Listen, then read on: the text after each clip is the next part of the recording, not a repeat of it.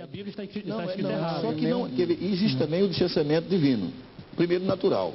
A nossa distância para Deus. A expressão filho, por exemplo, Jesus era filho de Davi. No entanto, ele era filho de Maria com José. Ele era da linha genealógica. Da linha. Então, a expressão filho, ela pode dar a entender a paternidade real e a linhagem. Agora, o que é importante aí, e ele citou a questão daí, vamos dizer assim, de você usar isso de forma positiva ou de negativa, que quem quiser interpretar tendenciosamente se aproveita dessas nuances para inserir, vamos dizer assim, um pensamento ou uma interpretação que se distancia da verdade bíblica, né? E aí, quem tem entendimento, os estudiosos, os teólogos, eles tentam trabalhar numa questão de vigilância para que essas versões não se distanciem da verdade escriturística, né? Da verdade divina, que, na verdade, no contexto global seria a inspiração divina. Né? Nessa área de seminários e faculdade teológica, eu fico feliz cada vez que surge uma versão diferente, porque dá muito mais elementos para que a gente possa pesquisar mais. Porque o importante é ter todas elas, é você fazer uma análise de todas, para você captar a verdadeira essência. Porque a essência está na união de todas elas, entendeu? Beleza, vamos botar mais gente nessa roda aqui. A Luana está na linha aqui do Rio de Janeiro. Fala aí, Luana, tudo bem? Tudo bem, a paz do Senhor. Tiago, eu amo vocês, eu amo a Voz Novas. A minha pergunta é a seguinte, a palavra batismo realmente significa imersão? E por que algumas igrejas evangélicas batismam como a igreja católica, por aspersão? Amo vocês. Beleza, Luana. Obrigadão pela sua participação. Peraí, olha só, antes de vocês responderem, a gente já fez um programa sobre isso. Pois é. A gente fez um programa sobre batismo, então não vamos entrar nesse mérito de novo. Pastor, responde pra gente isso, por favor, pra gente já matar esse assunto. A palavra batismo significa imersão. Imergir. Então, o que acontece? Isso aí são tradições. Né? E com o passar do tempo, as igrejas vão criando as suas tradições e vão achando que não é necessariamente você pegar a questão literal da coisa. Vão fazendo uma adaptação. Exatamente. Sabe o que acontece? Isso é perigoso, por exemplo, fechar essa questão, é o símbolo do símbolo. O batismo em si é um símbolo do novo nascimento. Claro. Então, hoje em dia, já tem o símbolo do símbolo. Então, o batismo também, só a aguinha lá. O batismo também é uma doutrina que não é primária, é uma doutrina secundária. Não é doutrina primária, entendeu? É secundária. O batismo ele não é uma garantia de salvação. A doutrina secundária são as neotestamentárias, aquelas que falam de salvação, regeneração, santificação, são doutrinas primárias. Tem doutrinas que são secundárias. Até, não vou falar, até a nossa doutrina do batismo do Espírito Santo é uma doutrina secundária também. Verdade. Vamos lá, vamos botar mais gente nessa roda então. O João da Taquara está na linha, fala aí, João. Eu queria colocar para os debatedores as versões diferentes de Romanos 8, versículo 1. Tá? Para eles debaterem aí, cada um dá a sua opinião. Romanos 8, versículo 1. Tá? Romanos 8, 1? Isso. Beleza. Tá, obrigado. Obrigadão, João, pela sua participação. O texto, porque na versão corrigida, fala assim. Está com o texto aberto aí? Tá abrindo. Vai ver melhor. Portanto, agora nenhuma condenação. Peraí, pastor. Tem que falar no microfone. Portanto, agora nenhuma condenação há para os que estão em Cristo Jesus, que não andam segundo a carne, mas segundo o Espírito. Deixa eu dar uma posição aqui no sentido grego disso aqui, é o seguinte. Essa expressão aí, em outras versões, não fala que anda segundo o Espírito, porque o contexto disso aí está no versículo 4. O versículo 4 é o contexto do primeiro. Eu já vi pessoas reclamando, às vezes até pastores falando, dizendo que tem cuidado com as Bíblias. A NVI, por exemplo, é uma Bíblia muito boa, por sinal, é a mais próxima do texto original, grego e hebraico, é mais próxima. E então, eu já vi pessoas, às vezes, falando a respeito desse texto, e porque a Bíblia NVI e outras mais não vêm essa parte que não anda segundo o Espírito, mas não anda segundo o Espírito, segundo a carne. Anda segundo a carne, segundo o Espírito. Mas no versículo 4 é o contexto disso aí. Se você o 4 é o contexto. É importante, tipo redundância isso aí. Importante a gente frisar que a gente bate na escola dominical, fala nos seminários, nas palestras, nas conferências, e parece que o pessoal não ouve. É que não se deve interpretar o texto isoladamente. Se você pegar o versículo e trabalhar ele isoladamente, você pode criar até uma nova doutrina, né? Um pensamento filosófico. Importante é que a Bíblia todo texto tem um contexto, né? Vamos lá. Se a gente observar o contexto... Esse negócio, o capítulo 8.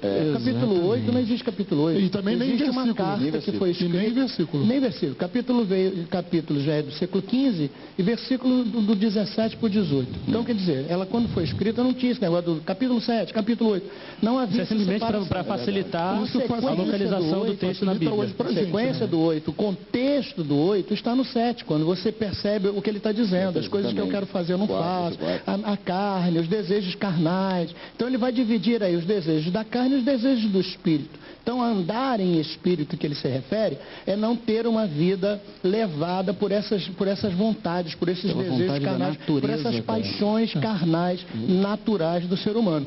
É isso que ele está dizendo, não é andar em espírito como um alienado. O que eu quero completar o que o pastor Jorge falou é que é importante nós sempre, quando lermos a Bíblia, visualizarmos o contexto anterior e o posterior, o imediato, né, e o distante. Vou citar dessa não maneira. Não há texto sem contexto. Não existe.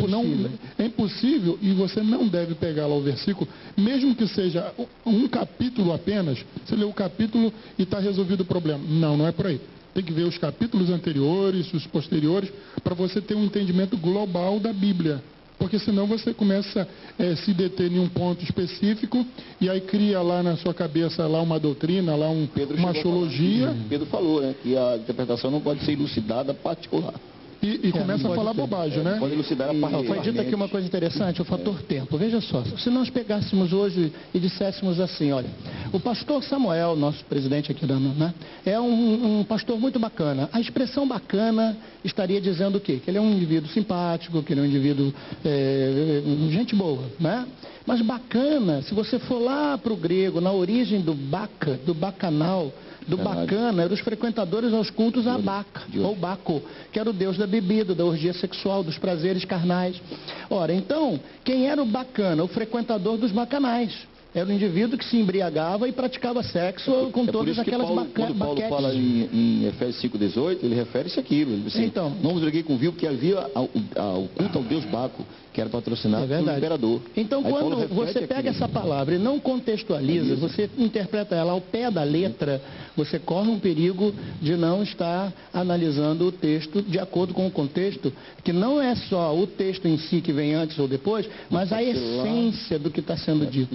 Então, o que ele está dizendo? Que o vinho pode levar você a embriaguez e você fica dominado por essa situação de perda de isso é interessante porque isso, a gente não fala... Quando a gente fala sobre isso, não é só na Bíblia, né? Eu estudo direito e a gente vê. A própria lei tem diferentes formas de interpretação. Tem a literal, tem a gramatical e tem aquela que... a pessoa que escreveu quis dizer com aquilo. A vontade do legislador. Vamos fazer assim, a gente vai continuar falando sobre isso. Mas a gente tem que ir pro break, pastor, rapidinho. Galera, a gente vai pro break, você que está em casa, fica antenado.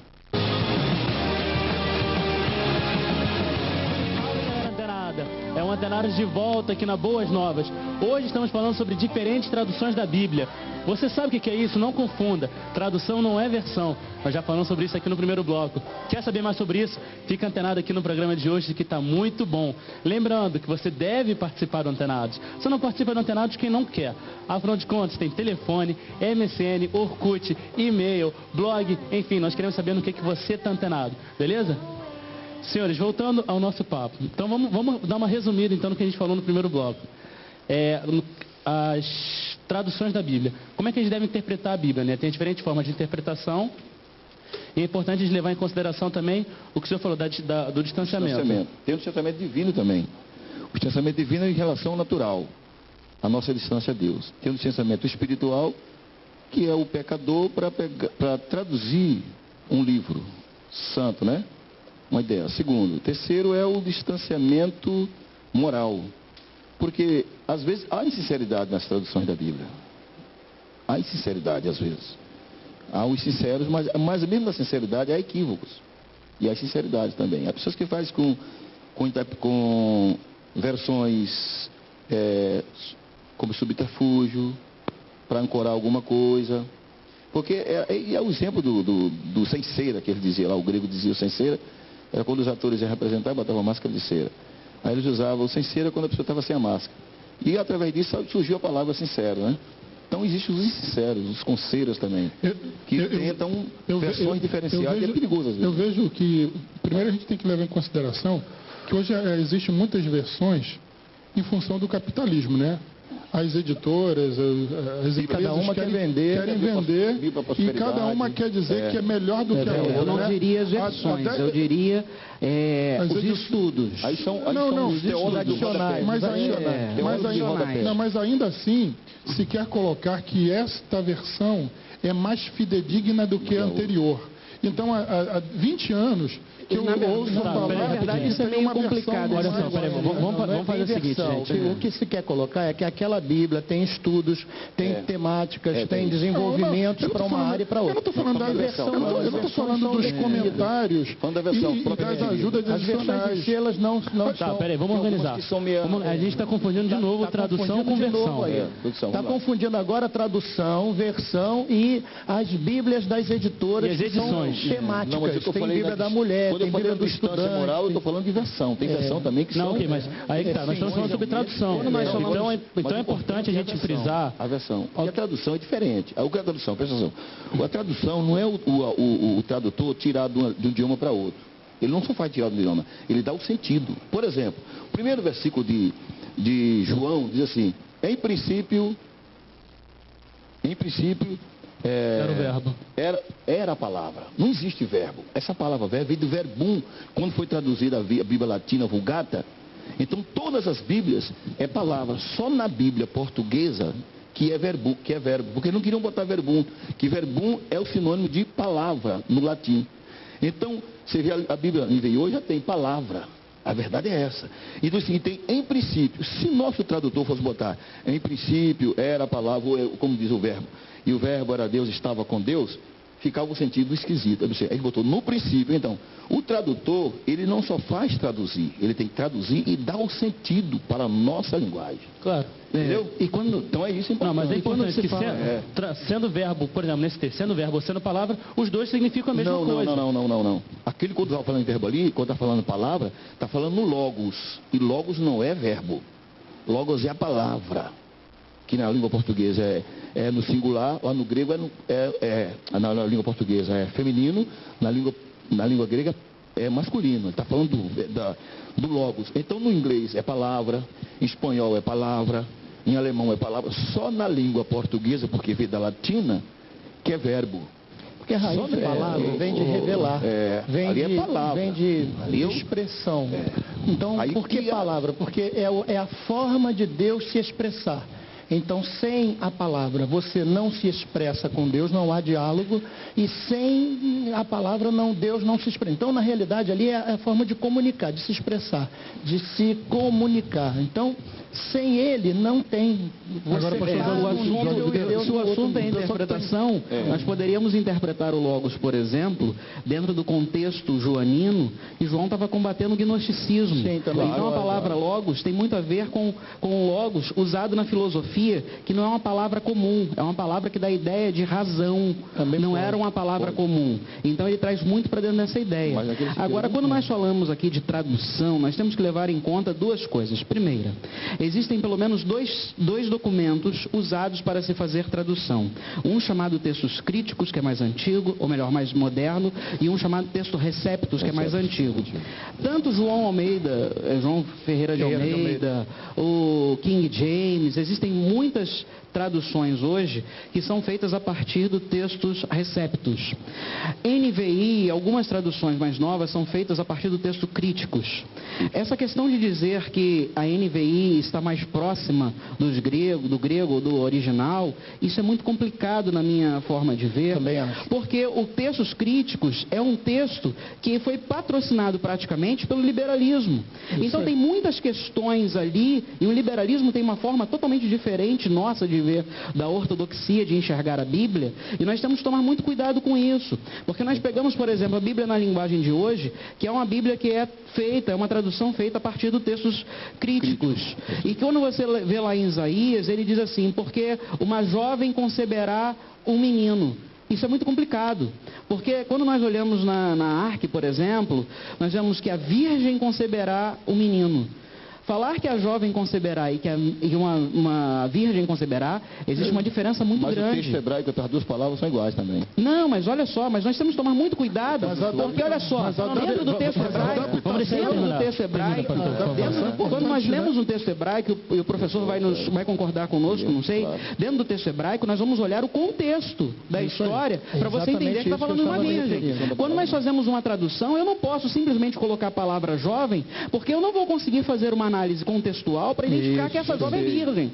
Por isso que quando você faz a tradução, você está fazendo uma interpretação também. E você interpretar, você tem que conhecer muito, não só o idioma que vai ser do texto original, que na verdade nós não temos originais da Bíblia. Não tem manuscritos do Paulo, de João, não existe isso. Nós temos cópias. Outro erro, então o que acontece? Né? Essas cópias, é a partir disso aí que vai ser trabalhado. Então é muito complicado afirmar que, não, esse aqui está mais próximo ou aquele ali está mais próximo. É muito complicado porque nós vamos ter que saber de qual texto você está partindo dessa tradução. Exatamente.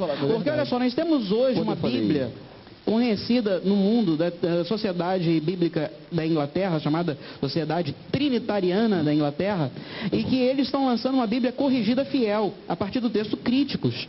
E eles estão colocando essa Bíblia para fora justamente para combater as Bíblias que o liberalismo está soltando. Porque a ideia teológica que está por trás disso é que tem que ser analisada também. Por isso que eu falei de essência. Nós não podemos perder a essência. As palavras podem ser diferentes, mas a essência tem que ser a mesma. Por isso que eu estou querendo que a gente bata aqui na tecla, de que, principalmente para nós brasileiros, nós temos essa bênção de Deus, de termos N versões. Claro. Nós temos a facilidade de compará-las, de tê-las todas. Agora, há nações, há povos que não têm, só tem uma. Há um caso agora, eu leciono em escola missionária, de uma missionária ter que, ela por si adaptou, porque quando ela disse para uma criança que vive lá num certo lugar frio, na antiga União Soviética, na Rússia, né? E ela disse que o inferno era quente, a criança disse, então peraí, eu quero ir para o inferno. Aí ela disse, mas o inferno é muito quente. Ela disse, opa, melhor ainda, eu quero ir para o inferno. Eu já não aguento mais o frio. Então essa questão de contextualizar é importante, porque só dizer que o inferno é um lugar quente não é suficiente para essa pessoa entender o que seria o inferno. Então essa questão de traduções e versões, ela precisa estar muito bem explicada para que os nossos telespectadores não cometam as mesmas discrepâncias. No que está se discutindo aqui já é versão, tradução, e agora essas questões temáticas das editoras que tentam trazer para si o desejo de vender mais e colocar uma Bíblia mais... Quem tem o poder financeiro acaba fazendo uma grande propaganda, dizendo que a minha é melhor do que a sua, e etc. No Brasil... Não há melhor. Todas no são Brasil, boas, a Bíblia mais usada precisam ser usadas João Ferreira de Almeida. E todas são a palavra de Deus. Na verdade, no que a gente tem várias versões, a gente pode usá-las para complementar uma outra. Mas quando eu me referi no VI, por eu estudar a língua também, e eu fui comparar comparação de textos, da tradução do hebraico, do grego, para a nossa língua e outras versões, a versão que mais tem clareza nos textos é a NVI, que tem mais clareza. Não vou dizer que as outras não sejam boas, porque eu já vi pessoas até fazendo propaganda contrária ao envio. Não é verdade isso. Mas aí, aqui no programa a gente não está fazendo propaganda contrária a nenhuma delas. Não, já vi pessoas fazendo sem conhecimento, apenas para defender uma vez. Foi na escola bíblica nossa vez. Para defender uma Bíblia que estava sendo lançada, fizeram uma carreata contra a Agora, é bem verdade que há uma Bíblia para cada gosto hoje em dia, né? Claro. Cada pensamento teológico, a gente tem Bíblias focadas para os jovens, Bíblias focadas para a mulher. Isso aí é questão da questão dos estudos e os temas, na verdade. Só que, teologicamente falando, há Bíblias direcionadas para determinadas correntes teológicas e movimentos teológicos a nível mundial. Então, mas essas Bíblias todas são tradução de João Ferreira de Almeida. Falando de tradução é a mesma. Não, na verdade, a gente nem todas são tradução aqui. Na verdade, o programa é só sobre tradução. Gerando traduziu primeiramente. Não, Gerando traduziu primeiramente. Gerando traduziu a Bíblia da Septuaginta. Gerando traduziu primeiramente. Tanto que o João Ferreira não traduziu a Bíblia toda. Ele traduziu alguns capítulos do Antigo Testamento e um pouco do Novo. Que ele morreu e alguém deu seguimento a ele. Não foi ele que traduziu todo. Mas ela é conhecida como só conhecida, mas não foi ele. Porque ele tinha uma fidelidade com a Bíblia, mas outros não tiveram a mesma. Teve tendências católicas. Nas próprias Mas versões. ele era católico. Então, João Ferreira de Almeida aí depois a reforma... João Ferreira de Almeida? João Ferreira de Almeida não, pastor. Era um pastor. Ele era um pastor. Gente, vamos fazer o seguinte, quando ele começou a tradução, vamos fazer. Já era convertido, quando começou já era convertido. Só que depois... Só um momento, vamos botar a Ruth Seropédica na roda também. Ruth, fala aí, por favor. Essa tá boa. Boa tarde. Boa. Eu gostaria de saber sobre Mateus 17, 21, que diz assim: esta caça de demônios se expulsa senão pela oração e pelo jejum. E eu ouvi um pastor falar que isso foi um acréscimo, que não existe isso. E eu queria saber até onde isso é verdade. Peraí. Nos textos receptos, esse texto só diz só oração, não fala jejum. Nos textos receptos, nos textos críticos primários. Outra coisa também. Nos críticos falam. Nos críticos, nos receptos não. Não. Nos receptos sim, nos críticos não. Olha só, na Bíblia também, naquele texto em João, capítulo 5, verso 4, do anjo que descia, também não existe esse texto nos receptos. No crítico. Não existe esse texto. Então, o que acontece? Para nós, veio o seguinte, isso não vai tirar o teor da mensagem. O tradutor deu uma ênfase a isso. Mas o Críticos, vamos lembrar que é um texto que foi trabalhado pela teologia liberal. Então, o que acontece? Eles vão fazer o máximo possível para tirar principalmente a questão de o milagre, né? Porque eles trabalharam muito a questão de ser o mito e coisa e tal. Deixa-me falar uma coisa para vocês. Quero dar um exemplo. Jejum é um acréscimo. É um acréscimo. E o negócio do tanque, do onde que descia no tanque, lá no texto original não tem isso. O que eu quero dizer, nem o recepto tem para o pessoal que está em casa, que o pessoal não precisa ficar desesperado. Não tem. Não vai mudar a nossa fé, essas pequenas assim, nuances. E eu quero dar um exemplo que eu tive acesso em Brasília, no início dos anos 90, a um grupo de tradutores que estavam traduzindo a Bíblia para um idioma indígena, né? Então, a grande questão, por exemplo, quando você vai fazer uma tradução para uma língua de uma tribo, de uma etnia indígena no Brasil, é como você vai trazer determinados pontos ou determinadas situações da Bíblia para a realidade desses povos. Então, a gente pode trabalhar da seguinte maneira: quando a Bíblia diz assim, Jesus é o pão da vida, o tradutor, na hora de contextualizar, o índio não tem pão como a sua alimentação fundamental, enfim, essencial. Lá é mandioca. Lá é mandioca. Então, a contextualização, que a gente pode chamar de acréscimo, a gente pode dizer assim, isso não existe no hebraico, não existe no grego, isso é perfeitamente permitido. Claro, isso é para melhor entendimento da palavra. Agora, se lá está jejum ou não, não vai mudar. O que é interessante é que essa irmã que lê esse texto deve consagrar a sua vida para poder expulsar os demônios. Porque se não consagrar a sua vida... Porque o jejum aliás, a oração e o jejum ali está no condicionamento espiritual. Ele quer dizer o seguinte: se você não tiver uma vida espiritual adequada, você não consegue expulsar. Agora, hoje as pessoas querem fazer do jejum uma espécie de moeda de troca, para trocar bênçãos e receber. Mas aí também... Gente, vamos fazer o seguinte, peraí. Está ficando teológico demais isso aqui. Vamos passar a palavra para o William de Natal. William, você fala para a gente ir pro break, por favor. Tá ok. É o seguinte, lá em Gênesis, no princípio criou Deus o céu e a terra, aí no finalzinho tem, e o Espírito de Deus pairava sobre as águas. Lá é o Espírito... Sobre a face das águas. Ou fôlego. Foi um acréscimo, e Mateus 28, 19, manda batizar em nome do Pai, do Filho e do Espírito Santo. E os discípulos nenhum batizou. Só batizou o nome do Pai e do Filho. Beleza, William. Obrigado pela sua participação. A gente vai comentar isso no próximo break. Você que está em casa, fica antenado.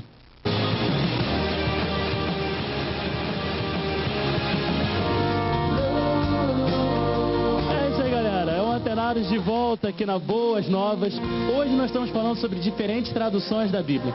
Você que está acompanhando o Antenados desde o início já viu que já falou de tradução, de versão, de temática, de correntes, enfim. O Antenados de hoje está riquíssimo e a gente quer que você participe. Nossas linhas estão abertas. A Manu já está ali falando com um monte de gente na MSN. Brigadão a todos vocês que estão participando na MSN, galera. E a gente quer saber realmente no que vocês estão antenados. Bem, vamos fechar a primeira pergunta que o William mandou de Natal. Quem vai responder essa pergunta? A questão da palavra. Mais uma vez, aí, o que está sendo observado é a palavra em si, a letra. Não é a gente não tem que ler a Bíblia olhando a letra. A gente tem que ver a essência. Quando a Bíblia diz que o Espírito paira, ou que o seu íntimo, ou que o seu verdadeiro eu paira, ou a sua essência paira, isso quer mostrar que Deus estava trabalhando, Quando uma galinha está chocando seus ovos, aparentemente ela está parada, mas ela está trabalhando, ela está chocando. Então, na realidade, pairar é uma função de chocar, de trabalhar, de planejar, de aquecer. Então, todas essas palavras precisam ser analisadas dentro da sua essência, do contexto. O William perguntou se era o espírito ou se era o fôlego. Pois é, tanto faz. Ali é o íntimo de Deus trabalhando. A essência de Deus trabalhando. Gerando. Deus estava gerando ali, Deus estava trabalhando. A expressão fôlego, espírito, no hebraico é a mesma coisa, é rua. Como no grego é a mesma coisa, pneuma. Tanto faz uma como a outra, tanto faz fôlego como sopro, é a mesma coisa. Beleza, tá, Manu, como é que está a nossa MSN aí, vai? Vamos lá, Thiago. Olha, o André de Manaus manda um abraço e parabeniza pelo programa de Natal. Ele diz que foi lindo. A Adriana de Manaus também, ela manda um beijo para toda a galera do programa e para o pastor dela, Jailson. A Daniele Liberato, ela manda um abraço para a Assembleia de Deus em São Vitor, Campo Grande, e pergunta qual a versão mais indicada para o novo convertido. E ainda o pastor Marconi Brito, que é pastor da Assembleia de Deus em Los Angeles, Estados Unidos, ele está acompanhando pela internet e pergunta se traduzir a Bíblia nessa linguagem atual, atualizada, se não faz com que perca o sentido da tradução original, do grego e o hebraico. Beleza. Então vamos lá, mais uma vez está caindo nas versões. Eu quero falar um pouquinho ainda sobre as traduções para outras partes do mundo, né? Vamos sair um pouquinho do Brasil. Mas vamos responder primeiro essas perguntas. Qual é a versão mais indicada ao novo convertido? Tem? Para o novo convertido, eu acho que é a linguagem de hoje. Eu acho que ele deve ler em qualquer versão aí o livro de João, começar pelo livro de João, depois os evangelhos. Para o novo convertido, independente da versão. Ficar olhando a versão. É o melhor livro para o novo convertido. Para nós na igreja, na nossa vida diária, a nossa comunhão com Deus, uma versão aí tradicional que a gente usa no dia a dia, a Sociedade Bíblica tem aí versões, né? Então não tem muito mistério, né? Separado, o Evangelho de João separado. A melhor coisa nesse caso aqui é a gente não inventar, né? Então você vai lá, serve a Deus, lê a tua Bíblia e ora ao Senhor e tem o seu envolvimento com Deus e não fica aí tentando encontrar o que não existe, na verdade. Por que João é geralmente escolhido? Porque João ele vai tratar de Jesus de uma forma diferente. Os outros são os chamados sinópticos, eles vão tratar Jesus de fora para dentro. João, por ter essa amizade, esse contato mais íntimo, de deitar a sua cabeça no peito, ele é o único que vai narrar, por exemplo, que Jesus tem a sua intimidade. Jesus chorou, por exemplo, só em João. Então, João vai mostrar a parte mais sensível de Jesus. Mostra Jesus. Homem e Deus. Divino. Mostra Jesus o divino. O Deus. Né? Que começa aqui no princípio, como João Lucas. A palavra, né? Já começa no primeiro versículo. Mas João mostra o Jesus da igreja, porque ele escreve realmente para o Senhor da igreja, o pastor da igreja. Beleza, a gente está com a Cíntia de Campo Grande na linha. Fala aí, Cíntia. Eu queria saber do Senhor, né, primeiro. Eu queria saber que eu conheço várias pessoas que fazem teologia e dizem que o livro de Jó é invenção, que não existiu, é lenda. Eu queria saber até onde isso é verdade e até onde não é. Em relação ao livro de Jó, eu inclusive já ouvi também muito falar que Jó já foi, quando foi escrito, era uma peça teatral que as pessoas usavam. Como é que é isso? Como é que é essa parte do livro de Jó? Bom, Jó é um dos livros mais antigos e a história mais antiga contada, certo? Alguns estudiosos dizem que ele foi inclusive contemporâneo de Abraão, para você ter uma ideia, são 2000 anos antes de Jesus. Agora, eram histórias que vão sendo passadas, né, de pai para filho, tanto que o autor propriamente dito é desconhecido. Agora, essas histórias importantes, elas entram na igreja, no cânon sagrado, não por causa da essência de quem escreveu ou da capacidade de quem escreveu, mas por causa do conteúdo divino inspirado por Deus na narrativa dessa história. Esse que é o fator importante. Então, a história de Jó, se ela existiu ou não existiu, o importante é que ela entrou no cânon como uma história divina, de demonstração. É o caso das parábolas contadas por Jesus. Será que existiram aquelas pessoas narradas por Jesus em suas parábolas? Ou será que Jesus inventou uma história? Eu não acredito, eu acredito que existiu sim. É por aí, pastor Cleber, você ia falar? Veja bem, eu entendo exatamente isso. E Jó, ele é uma pessoa que ele é citada depois também no próprio texto sagrado, por diversas vezes, tanto no Antigo quanto no Novo Testamento. Então, se ele está sendo citado, é porque ele realmente existiu. Está sendo reconhecido pela própria Bíblia. O que entra essa dificuldade dessas pessoas pensarem dessa forma é por causa da forma literária usada para se escrever o texto. Ele foi escrito em poesia.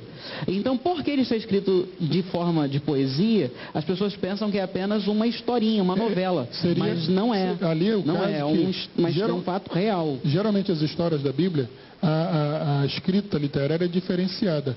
Já Jó, ele se assemelha mais a Salmos, a Provérbios, ele vai na linha poética, né? Exatamente. Então dá uma diferença. A linguagem hebraica, de uma maneira geral, já é uma linguagem poética. A literatura hebraica é poética. Toda ela é poética. Você vê que o Bereshit, que é lá o Gênesis, é cantado na sinagoga. Se a gente for por esse lado, por exemplo, a gente vai tirar da Bíblia o livro de Esther. O livro de Esther ficou, a Septuaginta levou-se mais ou menos 100 anos, né, para reconhecer o livro de Esther. Porque não se tem em Esther a palavra Deus, por exemplo. E Martim Lutero não queria nem receber nem ela, nem o Cantar de Salomão também não queria receber. Então, quer dizer, esses textos passaram para o dos textos mais lindos que você encontra na Bíblia, né? Porque a inspiração da Bíblia não está na letra, na palavra usada, mas no seu conteúdo, na sua essência. E nem quem escreveu, né? E nem no autor, né? Nem no autor. Vamos botar o Paulo aqui do Rio na roda. Fala aí, Paulo. Boa tarde. Boa. Eu gostaria de fazer uma pergunta aí para os pastores. Eu gostaria de saber a origem da tradução do Novo Mundo das Escrituras Sagradas. A origem da tradução da editora Novo Mundo, Paulo? Não, Novo Mundo deve ser a tradução do Chama de Jeová. Então, por favor, pastores.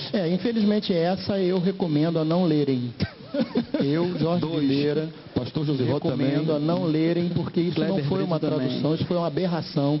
Alguém que não tinha nenhuma capacidade de interpretar o grego resolveu interpretar grego a seu bel prazer lá e criou lá o que a gente não chama de tradução. Como é que a gente pode fazer esse filtro, então, das traduções que se deve ler e das que não se deve ler? Erros de teologia, erros aberrantes de teologia, aberrações. Eu acho que há vários livros ditos de regra de fé e prática de determinadas religiões ou seitas que ou são compilações equivocadas do texto bíblico ou vamos dizer assim, uma compilação com alterações substanciais para poder dar margem à doutrina deles, às defesas, ou são, na verdade, traduções totalmente desqualificadas ou então tendenciosas. Na verdade, esse caso aí que ele citou não é apenas uma tradução equivocada, é tendenciosa para dar margem ao pensamento doutrinário deles. E eu acho interessante, inclusive,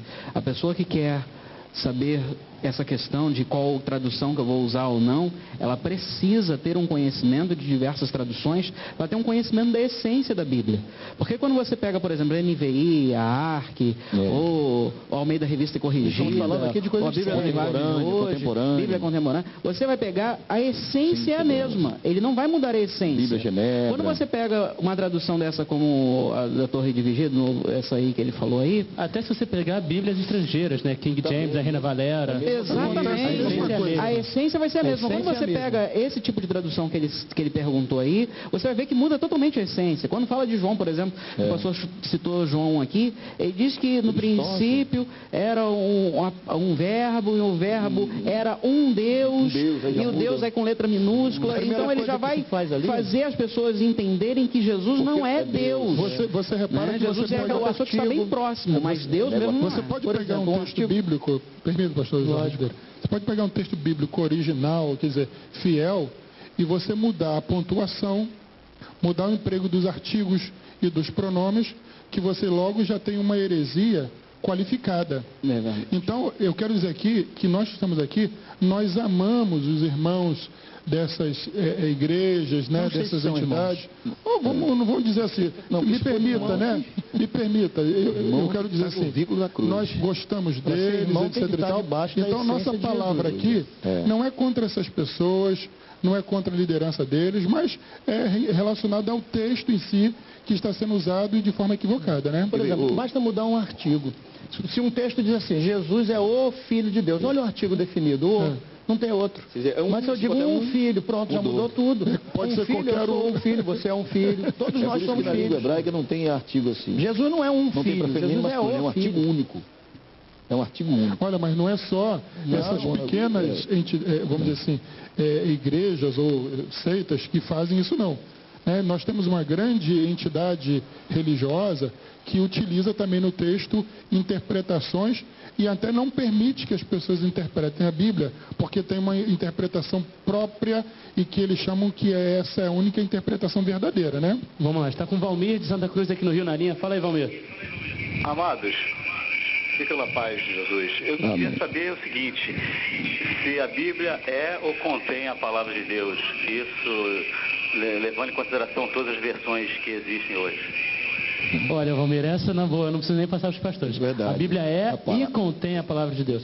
A Bíblia é a palavra viva de Deus e se você ler a Bíblia, se você realmente procurar conhecer mais a Bíblia, você vai ver isso e realmente Deus vai falar com você. Vamos fazer isso que a gente vai para o break, mas já a gente volta. Você que está em casa, fica antenado.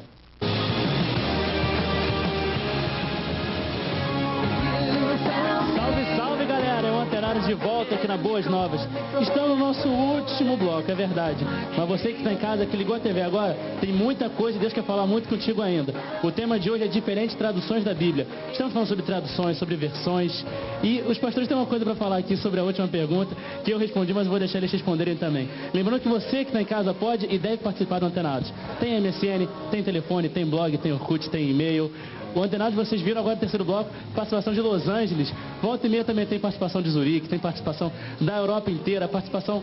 Em breve a gente quer receber também a participação da galera da África também. Estamos esperando a participação de vocês. Beleza? Fica antenado. Pastores, quem vai me corrigir então? Então quem vai complementar a minha resposta? Não é corrigir, seria complementar, né? Porque dentro da ideia de teologia, nós temos aí pelo menos 3 correntes principais de teologia hoje no mundo, que seria o liberalismo, a neo-ortodoxia e a ortodoxia. Em relação à palavra de Deus, para o liberalismo, a Bíblia ela contém a palavra de Deus. Para a neo-ortodoxia, ela se torna a palavra de Deus. E para a ortodoxia, que seria como exemplo aqui nós que estamos aqui nesse debate, a Bíblia ela é a palavra de Deus, né? Então, a Bíblia ela é a palavra de Deus. De você interpretar a questão, por exemplo, digamos, aquele diálogo ali de Jesus com o próprio diabo.